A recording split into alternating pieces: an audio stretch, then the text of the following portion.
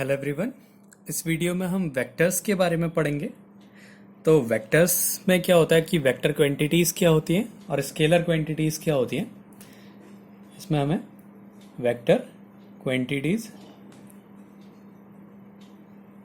Quantities ऐसी quantities होती है जिनके पास मैग्नीट्यूड और डायरेक्शन दोनों होते हैं, जिनके पास मैग्नीट्यूड और डायरेक्शन दोनों हो, उन क्वांटिटीज़ को हम बोलते हैं वेक्टर क्वांटिटीज़। और स्केलर क्वांटिटीज़ क्या होती हैं? जिनके पास सिर्फ मैग्नीट्यूड हो, उनको हम बोलते हैं स्केलर क्वांटिटीज़। जिनके पास सिर्फ मैग्नीट्यूड होता है, ऐसी क्वांटिटीज़ को हम लोग स्केलर क्वांटिटी कहते हैं।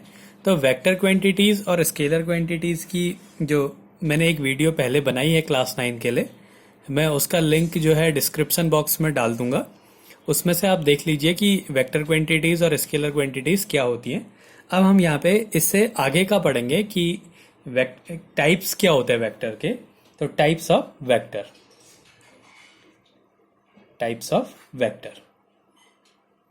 वेक्टर के टाइप क्या हैं, कैसे कैसे वेक्टर्स होते हैं। तो इसमें पहला है एक्सियल वेक्टर।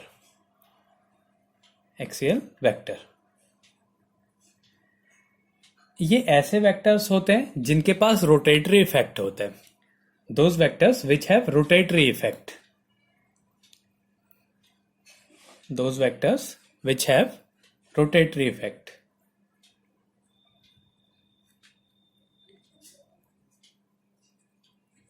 ऐसे वेक्टर्स को हम लोग एक्सियल वेक्टर कहते हैं। जैसे इसके एग्जांपल हैं एंगुलर वेलोसिटी,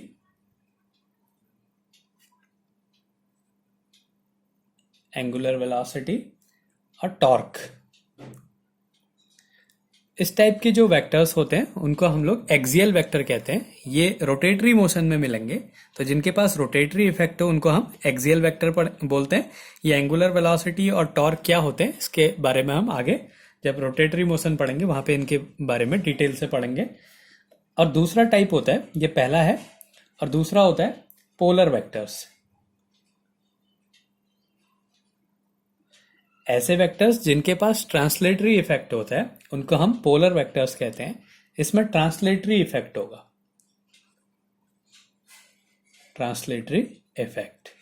इनको हम पोलर वेक्टर कहते हैं। जैसे डिस्प्लेसमेंट और फोर्स,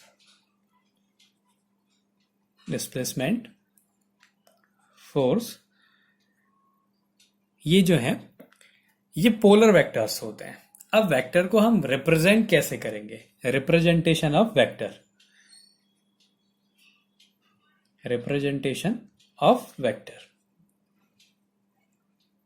अब हमें कहीं पे वेक्टर क्वांटिटीज भी होंगी हमारे पास और स्केलर क्वांटिटीज भी होंगी। हमें बताना पड़ेगा कि कैसे वेक्टर्स को रिप्रेजेंट करते हैं। कोई क्वांटिटी लिखी है तो हम उसको कैसे पहचान पाएंगे कि वो एक वेक्टर क्वांटिटी है। तो vector quantities are represented by an arrow. उसको हम एरो से रिप्रेजेंट करते हैं।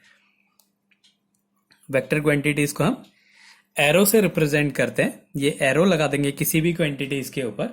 किसी भी क्वांटिटी के ऊपर अगर हम एरो लगाते हैं तो उसका मतलब वो एक वेक्टर क्वांटिटी है, जिसमें जो ये लेंथ है, एरो की जो लेंथ है, लेंथ ऑफ एरो, ये उसका मैग्नीट्यूड बताता है। इसका मतलब कि उसके पास मैग्नीट्यूड है। इसका मतलब है कि उसके पास मैग्नीट्यूड है। और जो ये एरो हेड है,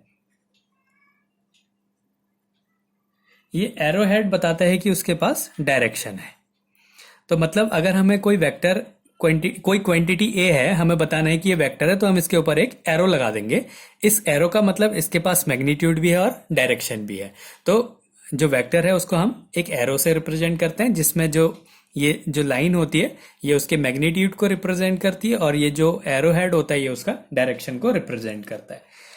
इसके बाद आते हैं, जैसे ये जो पोलर वेक्टर पढ़े थे और एक्सियल वेक्टर्स थे, इनमें भी कुछ और वेक्टर्स होते हैं, types of vectors as per notation. Types of vector as per notation. अब यहां पे हम कैसे वेक्टर्स के बारे में पढ़ते हैं। पहला है लाइक वेक्टर्स।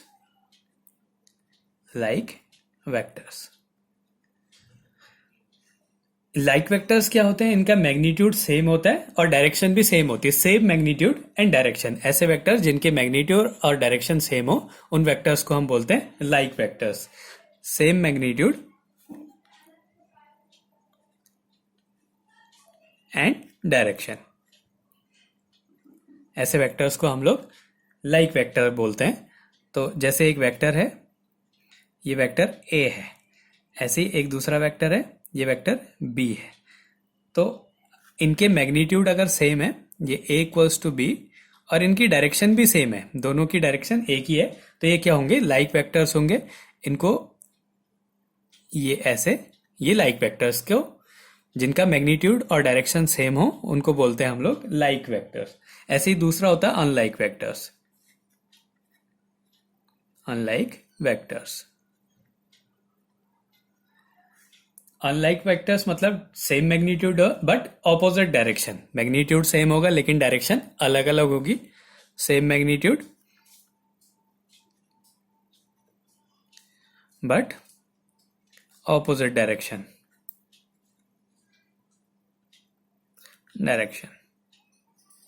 ये जो वेक्टर्स होते हैं ये अनलाइक वेक्टर्स होंगे। इसमें ये वेक्टर ए है, ये वेक्टर बी है, तो इनके मैग्नीट्यूड सेम है लेकिन डायरेक्शन अपोजिट है, तो इनको हम अनलाइक वेक्टर कहते हैं। अब डायरेक्शन अपोजिट है तो एक वेक्टर ए जो है वो वेक्टर बी के अगर इक्वल हो गया तो ये लाइक वेक्टर हो गया, डायरेक्शन अपोजिट है तो माइनस बी के इक्वल हो गया, तो ये हो गया अनलाइक वेक्टर्स। इसके बाद होता है को इनिशियल वेक्टर्स। थर्ड है को इनिशियल वेक्टर। को इनिशियल वेक्टर्स, इन नाम से ही पता चल रहा है कि को इनिशियल, जिनका स्टार्टिंग पॉइंट सेम होता है उनको हम को इनिशियल वेक्टर्स कहते हैं।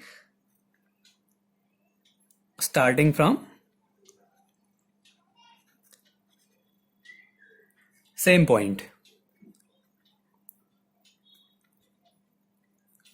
जो कोई इनिशियल वेक्टर्स हैं वो एक ही पॉइंट से स्टार्ट होंगे। जैसे एक पॉइंट है, ये कोई वेक्टर हो गया ए, ये हो गया वेक्टर बी, ये हो गया वेक्टर सी, तो ये क्या है, ये कोई इनिशियल वेक्टर्स हैं, इनका जो स्टार्टिंग पॉइंट है ये सेम है, तो ऐसे वेक्टर्स को हम बोलेंगे को इनिशियल वेक्टर।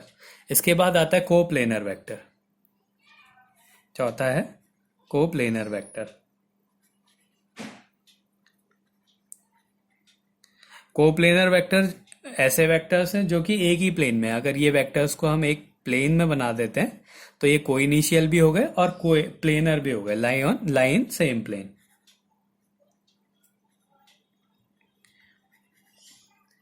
ऐसे वेक्टर्स जो एक ही प्लेन में हो वो को प्लेनर है। जैसे ये सीट है, इसमें वेक्टर्स को रिप्रेजेंट किया तो ये एक ही प्लेन पे हुए इसलिए को प्लेनर वेक्टर है। इनका इनिशियल पॉइंट भी सेम है इसलिए ये को इनिशियल वेक्टर्स भी हैं। इसके बाद आता है नल वेक्टर। नल वेक्टर, नल वेक्टर्स क्या होते हैं, ऐसे वेक्टर जिनके पास डायरेक्शन होती है लेकिन मैग्नीट्यूड उनका जीरो होता है। No magnitude but still have direction.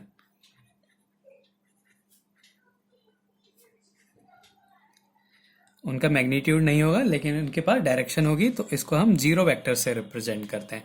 जैसे एक वेक्टर ये है ए, एक वेक्टर उतना ही ऑपोजिट वेक्टर है वेक्टर ए, तो अगर हम इसको सॉल्व करते हैं तो ये जो इनका रिजल्टेंट होगा वो जीरो होगा, और दो वेक्टर्स को सॉल्व करके ऐड करके या सब्ट्रैक्ट करके एक वेक्टर ही मिलता है जिसको बोलेंगे हम लोग नल वेक्टर। तो नल वेक्टर वो वेक्टर होते हैं जिनका मैग्नीट्यूड नहीं होता है लेकिन उनके पास डायरेक्शन होती है। इसके बाद आता है डिस्प्लेसमेंट वेक्टर। डिस्प्लेसमेंट वेक्टर, तो डिस्प्लेसमेंट वेक्टर से पहले एक होता है कि पोजीशन वेक्टर।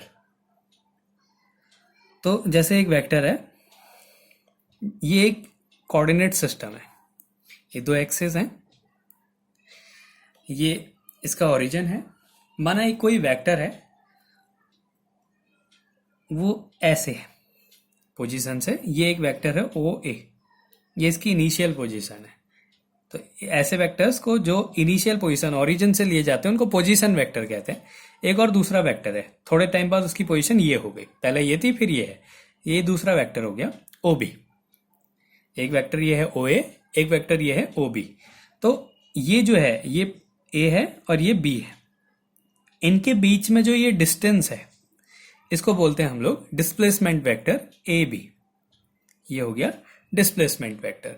जो ए बी है वो डिस्प्लेसमेंट वेक्टर है और ओ ए और ओ बी जो है वो पोजीशन वेक्टर होता है। डिस्प्लेसमेंट वेक्टर मतलब जैसे कोई वेक्टर की एक पोजीशन, पहले ये पोजीशन थी बाद में ये पोजीशन थी, तो इसका बीच का जो डिस्टेंस हो गया, ये कितना डिस्प्लेस हुआ, वो हो गया डिस्प्लेसमेंट वेक्टर।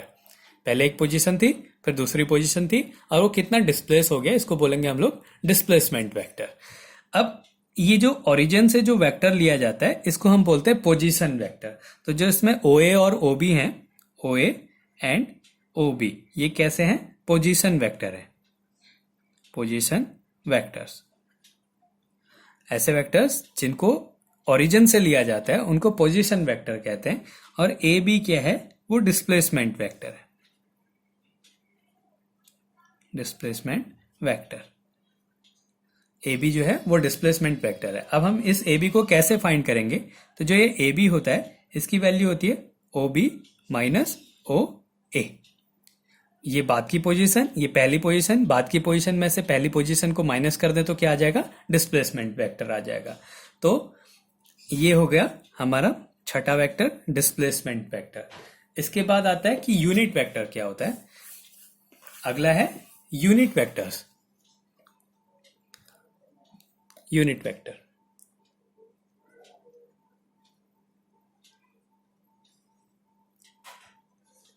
यूनिट वेक्टर ऐसे वेक्टर्स होते हैं जिनका मैग्नीट्यूड 1 होता है, इनका मैग्नीट्यूड 1 होता है। ऐसे वेक्टर्स को हम यूनिट वेक्टर्स कहते हैं। यूनिट वेक्टर को हम कैसे, जैसे ये कोई वैल्यू है, इसको यूनिट वेक्टर, अगर इसको वेक्टर बनाना है तो हम इसके ऊपर एरो लगा देंगे, तो इसका मतलब ये एक वेक्टर है। अगर हमें इसको यूनिट वेक्टर लिखना है तो हम इसके ऊपर कैप लगा देंगे। ए कैप मतलब हो गया कि ये एक यूनिट वेक्टर है और इसका अगर हम मैग्नीट्यूड निकालेंगे तो उसकी वैल्यू 1 होगी। तो ए कैप की वैल्यू होती है vector A upon mod A. A cap की वैल्यू होती है vector A upon mod A. Mod का मतलब उसका मैग्नीट्यूड और ये है उसका वेक्टर, तो ये होता है यूनिट वेक्टर। ऐसा वेक्टर जिनका मैग्नीट्यूड 1 हो उसको यूनिट वेक्टर कहते हैं। फिर अगला है Cartesian vector. Cartesian vector, Cartesian vectors जो होते हैं वो आई जे के होते हैं। ये तीनों यूनिट वेक्टर्स हैं, इनका मैग्नीट्यूड 1 होता है, लेकिन ये कार्टेशियन वेक्टर्स हैं। इसका आई का मतलब होता है कि वो वैल्यू एक्स एक्सिस में है, जे का मतलब वो एक्स वाई एक्सिस में है और के का मतलब वो जेड एक्सिस में है। तो ये जो है इनको हम कार्टेशियन वेक्टर्स कहते हैं। अब हम एक वेक्टर को आई जे के टर्म्स में लिखते कैसे हैं, जैसे कोई क्वांटिटी है, उसके कोऑर्डिनेट है 1 2 3, ये उसके कोऑर्डिनेट है, ये कोई वैल्यू है ए। तो अगर हमने इसको वेक्टर फॉर्म में लिखना है तो मतलब ये एक्स एक्सिस में हो गया, ये वाई एक्सिस में हो गया, ये जेड एक्सिस में हो गया, तो हम लिखेंगे vector A equals to I, मतलब इसके आगे 1 plus 2j plus 3k cap, I cap plus 2j cap plus 3k cap. मतलब ये जो आई है ये किसको रिप्रेजेंट कर रहा है, एक्स एक्सिस को, ये वाई एक्सिस के लिए और ये जेड एक्सिस के लिए, और उनकी वैल्यूज जो है 1 2 और 3 यूनिट्स हैं। तो वेक्टर को कैसे लिखेंगे, आई जे के साथ लिखेंगे। ऐसे कोई वेक्टर है, माना कोई वेक्टर बी है, इसकी वैल्यू है एक्स आई प्लस वाई जे कैप प्लस जेड जे के कैप। ये कोई वैल्यू है, ये कोई वेक्टर है। अब इस वेक्टर का हमने मैग्नीट्यूड निकालना है, तो मैग्नीट्यूड कैसे निकलता है, किसी वेक्टर का magnitude equals to under root ये आई जे के की जो कोफिशियंट हैं एक्स वाई जेड, इनका स्क्वायर करके ऐड कर देना है, X square plus Y square plus Z square, ये इनका मैग्नीट्यूड है। अगर हमें इस वेक्टर ए का मैग्नीट्यूड निकालना होगा तो हम कैसे निकालेंगे, तो mod A equals to under root इसका कोफिशियंट 1 हो गया, 1 square plus 2 square plus 3 square, 1 square plus 2 square plus 3 square, तो ये क्या हो गया 1 प्लस 4 प्लस 9, तो ये हो गया अंडर रूट 14, तो ये इसका मॉड हो गया।